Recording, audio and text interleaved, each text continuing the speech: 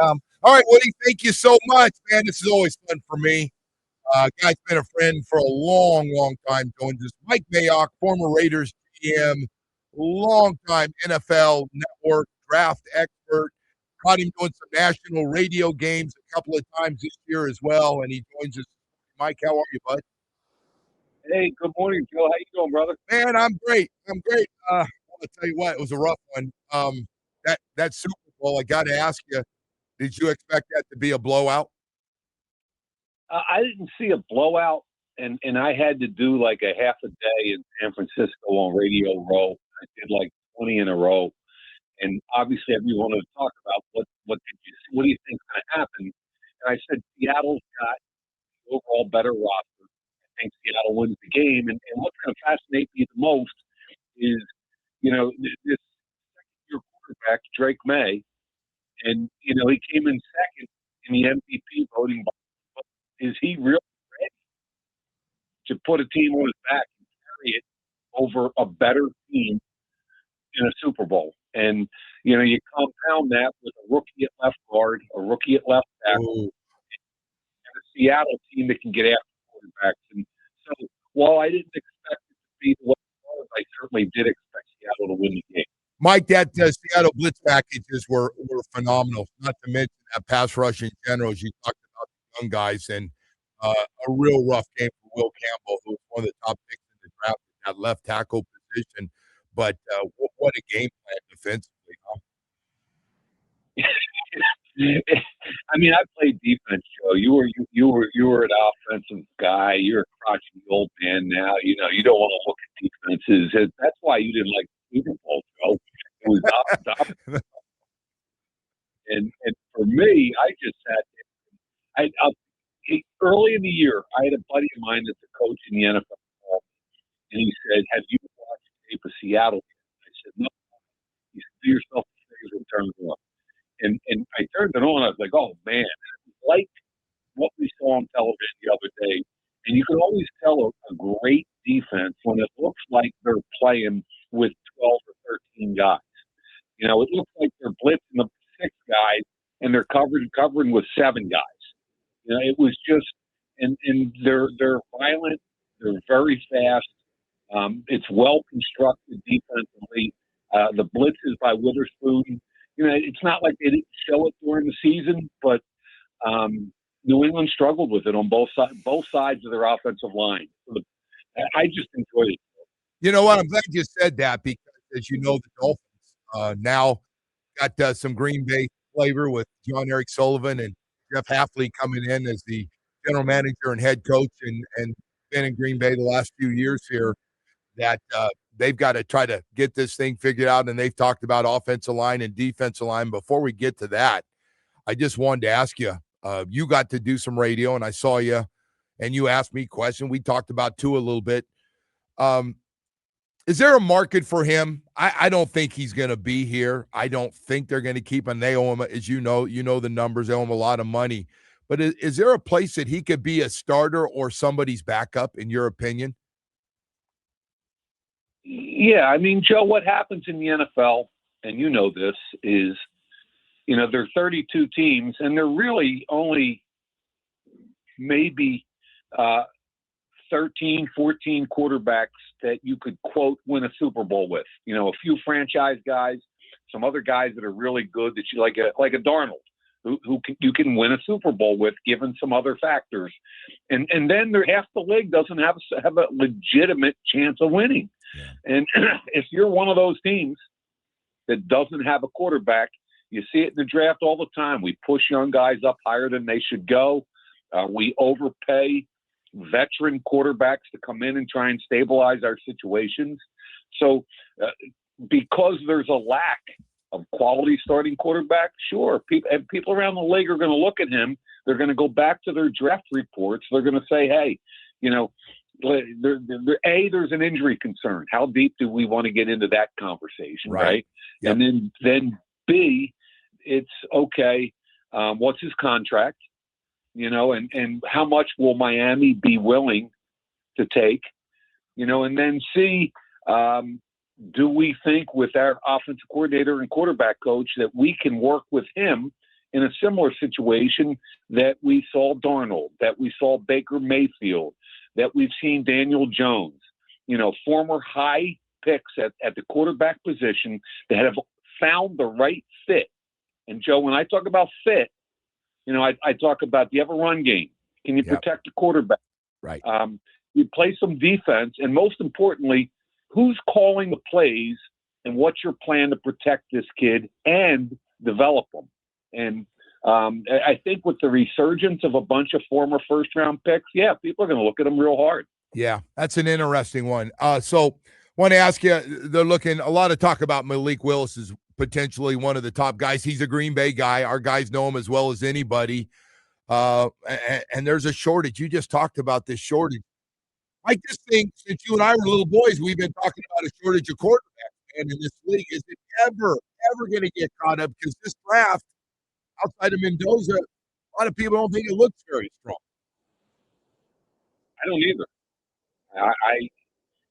The Mendoza kid will probably go one, and I did a lot of work on him, a lot of tape on him, and he doesn't overwhelm you with physical traits, but he reminds me a lot of Matt Williams. When Matt came out, he played the game above his shoulders, and in big moments, he came up big. After that, Joe, I don't know. I don't even know where to tell you to go after that. Wow. Ty Simpson's number 2. Everybody thinks. I steer clear of quarterbacks that are starters. He's got 15 starts. Could he be a starting quarterback in the NFL? Sure, he could be. That worries me. Those guys, the one-year starters, typically don't play well in the NFL.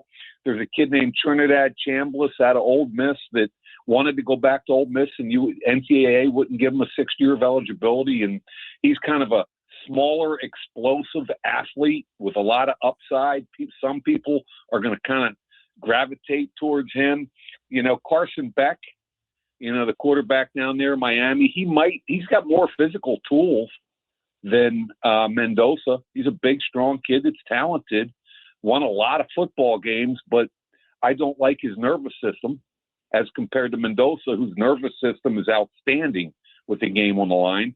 So I think what you're going to see in the draft is teams are going to start to align themselves like with their favorite flavor after Mendoza. Like what appeals to you about, because there aren't guys that jump out and scream, I'm a first-round pick and I can help you change your franchise. The other side of that is what I was started with is the free agent market of quarterbacks, and not ones you have to trade for, not the Mac Jones, but the Malik Willis.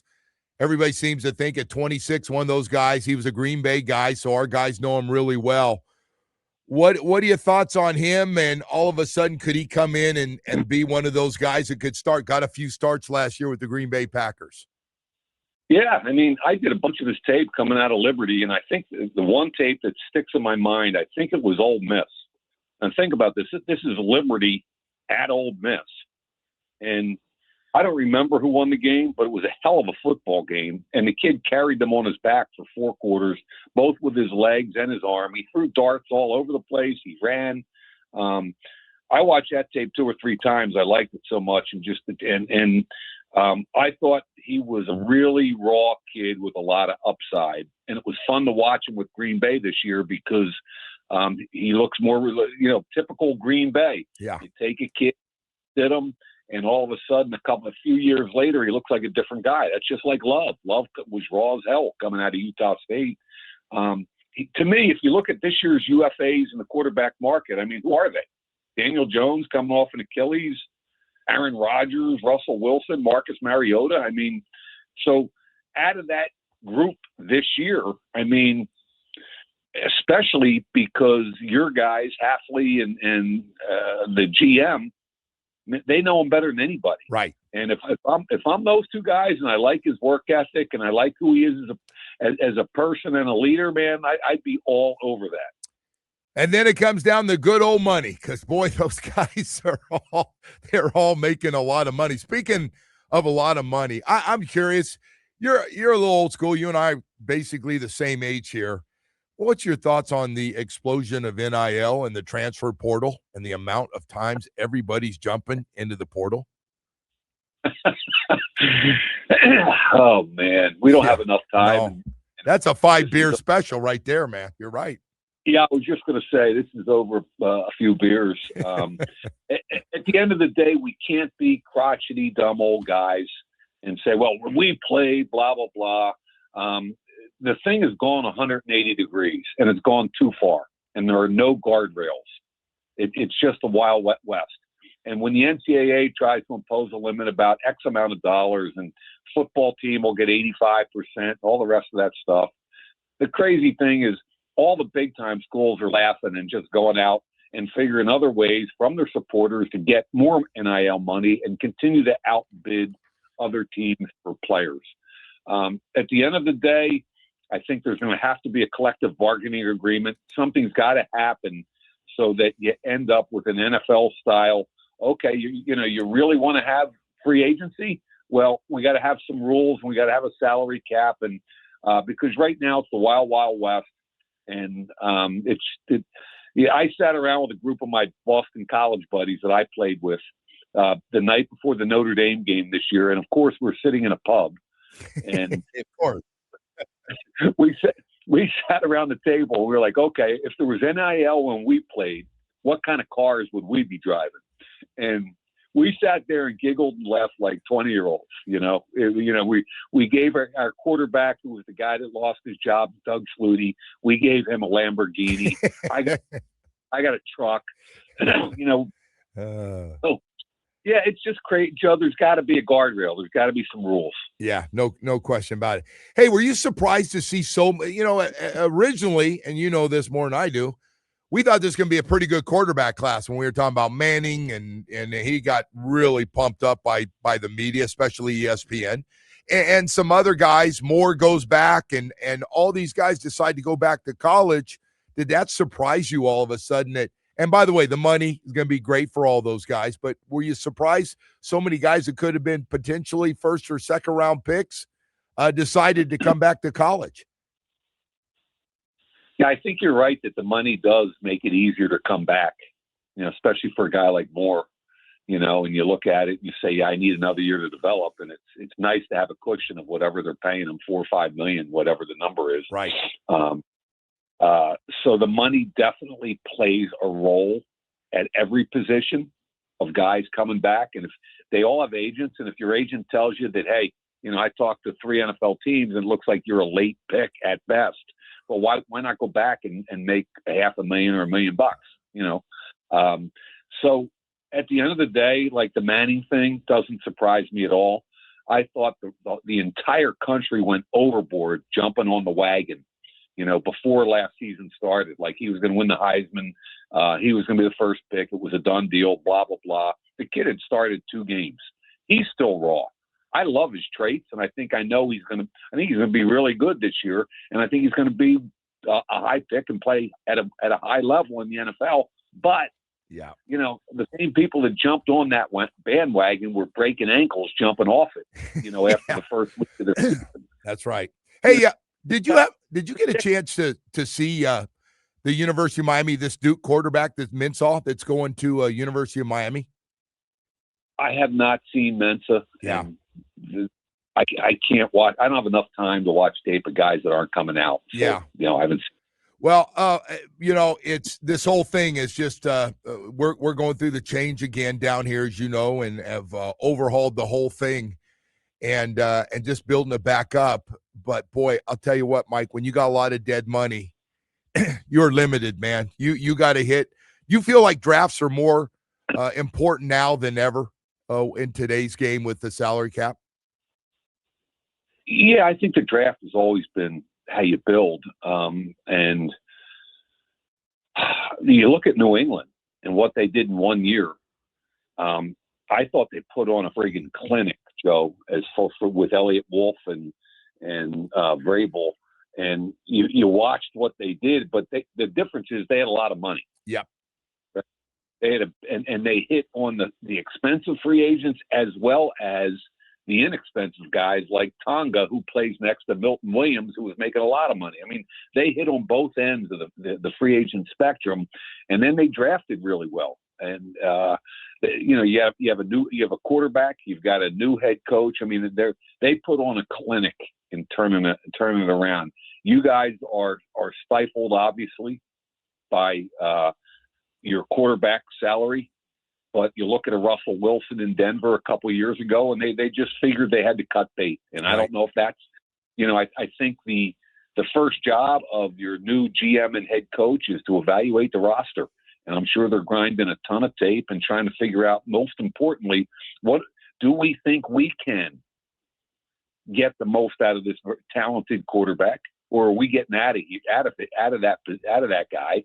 And I really do think, Joe, that when you look at the turnarounds in the NFL in the last year or two, the common denominators are it's typically a new head coach, and it's typically a really talented quarterback, which is the most important thing. I mean, you look at New England, you look at Jacksonville, you look at Chicago. You're getting the most out of Caleb Williams. You're getting the most out of Lawrence down in Jacksonville. You're getting the most out of the rookie quarterback in New England. And it's, so I look at you guys and I'm like, okay, Bobby Slowick, what are you doing? Do you feel like you can get the most out of Tua? We moving on from him? And I really am intrigued by Malik Willis. He's not going to be, I don't think he's going to be I don't know what his money's going to be, but it's probably more mid-level money than high-level money, and unless it gets crazy. Yeah. Well, it's a great point, and we said the same thing about Slowick coming in as OC after he'd been here last year and saw Tua's problems. And when they have that meeting, and they will have it, and they go, all right, you were with them last year. What do you think? What his response will be to the new general manager, and because he said all the right things to the media the other day. But, yeah, I think we're all curious to see. Hey, Mike, thank you, brother. I really appreciate it, man. Thanks. I knew you're coming off a real busy Super Bowl, so I appreciate you finding time for us, man.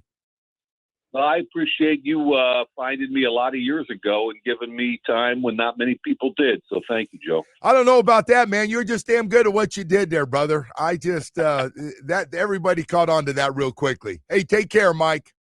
You too. See you. All right, Mike Mayock joining us here this morning to talk a little bit about the National Football League. And I'm with him, nicely put, that he thinks Malik might be by far your best option when you look at free agency and you look at draft. He brought up a great point. These one-year guys that play 1 year of college, that don't have a lot of experience, that haven't played a lot, it's a red flag, man. I mean, they could end up being good, but, man, that's a tough call. Hey, we got a lot more to get to. Kyle Krabs will join us